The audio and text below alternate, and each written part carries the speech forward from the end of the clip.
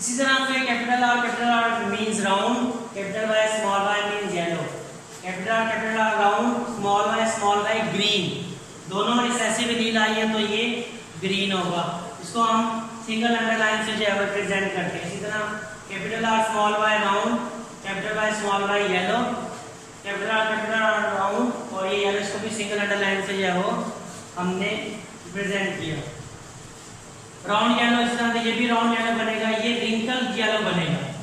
Small R दोनों recessive आएंगे shape में तो रिंकल शेप होगी और कैपिटल येलो होगा। इसको हम डबल अंडरलाइन से जो है वो टाइप कर दिया।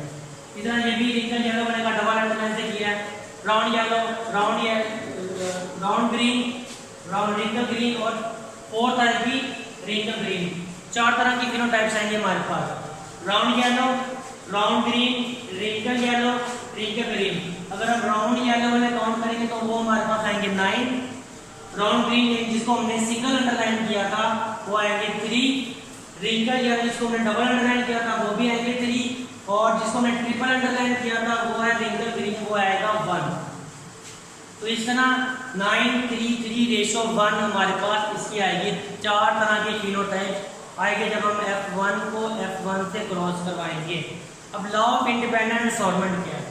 लॉ ऑफ इंडिपेंडेंट असॉर्टमेंट है जब हम दो ट्रेड्स साइमल्टेनियसली स्टडी करते हैं तो एक कहते हैं कि ये एक ट्रेड और ये दूसरा ट्रेड, ये एक ट्रेड और ये दूसरा ट्रेड। अब इस ट्रेड की एलील गैमेट्स में जब जाएगी तो इसके ऊपर डिपेंड नहीं करेगी। इस ट्रेड की एलील इस ट्रेड से आजादाना तौर पर गैमेट्स में जाएगी और इसकी एलील इससे आजादाना तौर पर गैमेट्स में जाएगी। इसी को हम कहते हैं इंडिपेंडेंट असॉर्टमेंट, यानी कि आजादाना तौर पर नेक्स्ट जनरेशन में एलील्स का जाना, इसे हम कहते हैं इंडिपेंडेंट असॉर्टमेंट। और मेंडल का ये लॉ क्या कहता है? Mendel law of independent assortment. Next है हमारे पास codominance and incomplete dominance.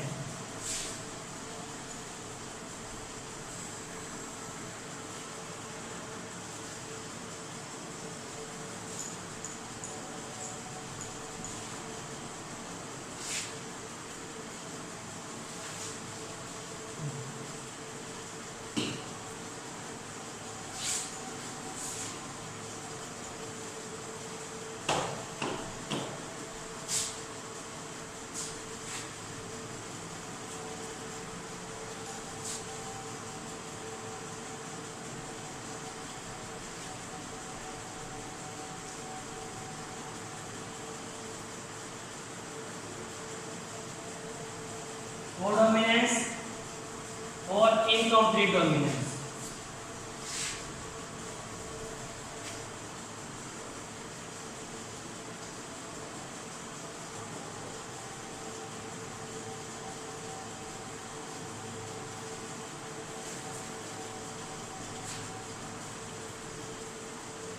Codominance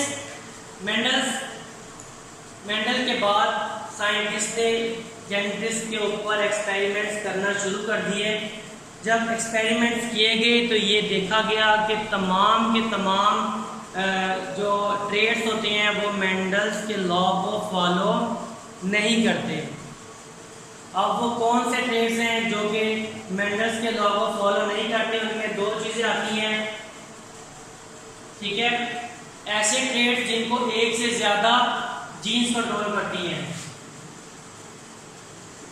trades control more than 1 gene, more gene. इससे पहले मेंडल में तो देखा गया था कि एक ट्रेड को एक ही जीन कंट्रोल करती है, लेकिन बहुत से ऐसे ट्रेड्स भी हैं जिनको एक जीन कंट्रोल नहीं करती, एक से ज़्यादा जीन्स कंट्रोल करती है। तो वो ट्रेड्स, उन ट्रेड्स के ऊपर मेंडल के लॉ अप्लाई नहीं होती। इसी तरह से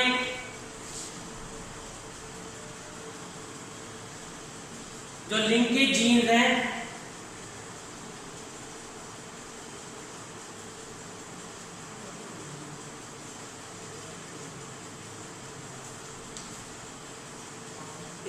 सेकंड उन जीन्स पे, उन ट्रेड्स पे भी मेंडल्स लॉ अप्लाई नहीं होती जिनकी एक से ज्यादा लीव्स होती हैं। Having more than one allele. ऐसे ट्रेड जिनमें एक से ज्यादा अलील होती हैं उनमें भी मेंडल्स के लॉ अप्लाई नहीं होते हैं। अब हम बात करते हैं कोडोमिनेंस की।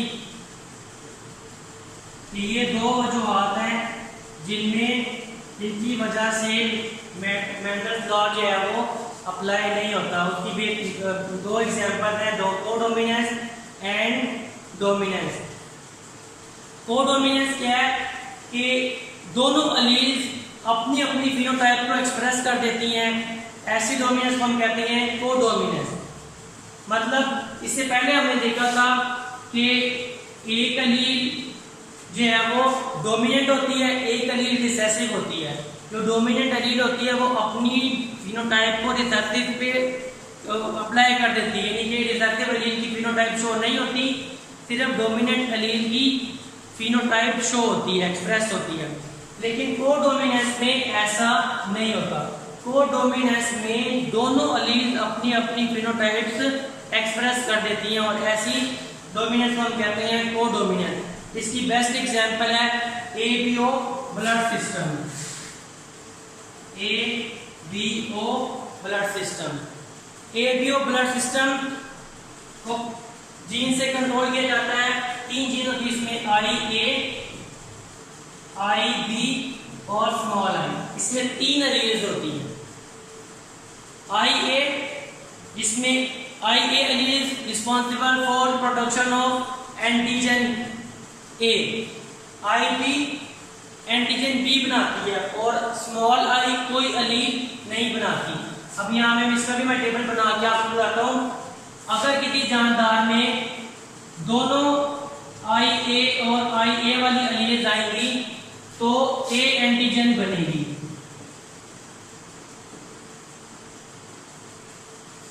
ए एंटीजन बनेगी तो ब्लड ग्रुप क्या होगा? ए होगा।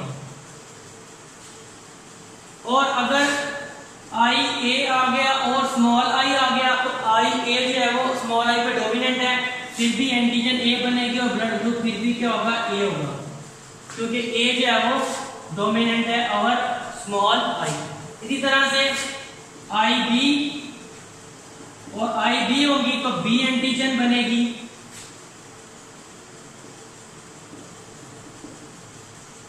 ब्लड ग्रुप बी होगा।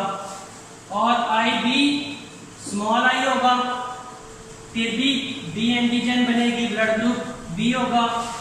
स्मॉल आई होगा तो कोई एंटीजन नहीं बनेगी, no antigen. Blood group O होगा। और अगर आई ए और आई बी होगी, एक एलील आई ए और एक एलील आई बी होगी तो दोनों एंटीजन बनेगी, ए बी एंटीजन, और ब्लड ग्रुप होगा ए बी। तो ये एग्जांपल है कोडोमिनेंस की, कि दो एलील आई हैं और दोनों ने अपनी अपनी फिनोटाइप को एक्सप्रेस किया है। आई ए एलील की फिनोटाइप थी एंटीजन ए का बनाना और आई बी की थी एंटीजन बी का बनाना। जब ये दोनों इकट्ठी आती हैं एक ही लिविंग ऑर्गेनिज्म में तो दोनों अपनी अपनी फिनोटाइप को एक्सप्रेस करती हैं, यानी कि ए बी दोनों एंटीजन बनती हैं और पर्सन का ब्लड ग्रुप होता है ए बी। तो ये है कोडोमिनेंस की एग्जांपल।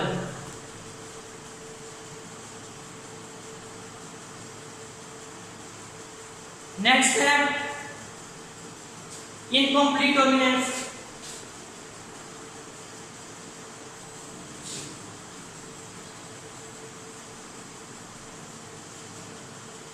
इनकम्प्लीट डोमिनेंस में क्या होता है कि ना एक एलील की डोमिनेट करती है, इनकम्प्लीट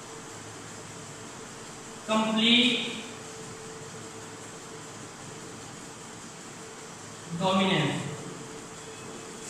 इनकम्प्लीट डोमिनेंस में ना एक एलील पूरी तरह से अपने आप को डोमिनेट कर पाती है और ना दूसरी एलील पूरी तरह से अपने आप को डोमिनेट कर पाती है।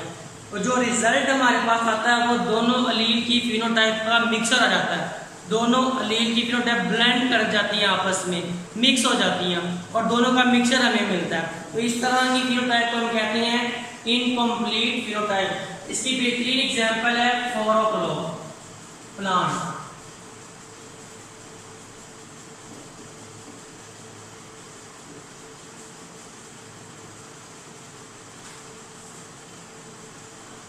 फोर o'clock प्लांट इसकी बेहतरीन एग्जाम्पल है। 4 o'clock प्लांट में हम इसके फ्लावर का कलर देखते हैं। इसके लेट्स सपोज हम क्रॉस करवा के देखते हैं।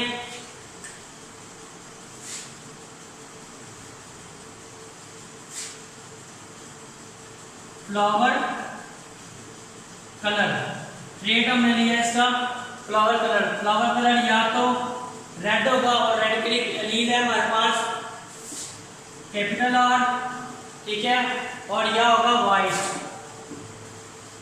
वाइट के लिए हमारे पास स्मॉल आर। इस तरह से हम इसको क्रॉस चेक करवाएंगे तो हम ट्रू रीडिंग लेंगे पेरेंट जनरेशन में कैपिटल आर और स्मॉल आर। ये पेरेंटल जनरेशन है। इसके गैमेट्स बनेंगे आर, इसके गैमेट बनेगा स्मॉल आर। ये दोनों जब मिलेंगे तो कैपिटल आर स्मॉल आर बनेगा। ये हमारे पास रेड और ये है हमारे पास प्योर व्हाइट। जब रेड और प्योर व्हाइट को आपस में मिक्स करते हैं तो जो हमारी F1 जनरेशन आएगी ये आती है पिंक। ना ये रेड होती है ना ये व्हाइट होती है, दोनों का मिक्सचर आ गया यानी कि पिंक आ गई। अब F1 को जब F1 से क्रॉस करेंगे तो ये हमारे पास आएगा capital R small R, capital R small R. इसे गैमेट्स बनेंगे capital R small R, capital R small R. दोनों मिलेंगे कैपिटल आर मिल जाएगा। ये इससे मिलेगा कैपिटल आर स्मॉल आर, फिर इसको दोनों से मिलाएंगे कैपिटल आर स्मॉल आर और स्मॉल आर। अब क्या हमारे पास रेशो आई कैपिटल आर तो ये तो है हमारे पास रेड। स्मॉल आर पेरेंट में क्या है, ये आगे हमारे पास व्हाइट है। और जो दो हमारे पास आएंगे ये दोनों क्या होंगी पिंक होंगी। यानी हमारे पास रेशो आएगी 1:2:1।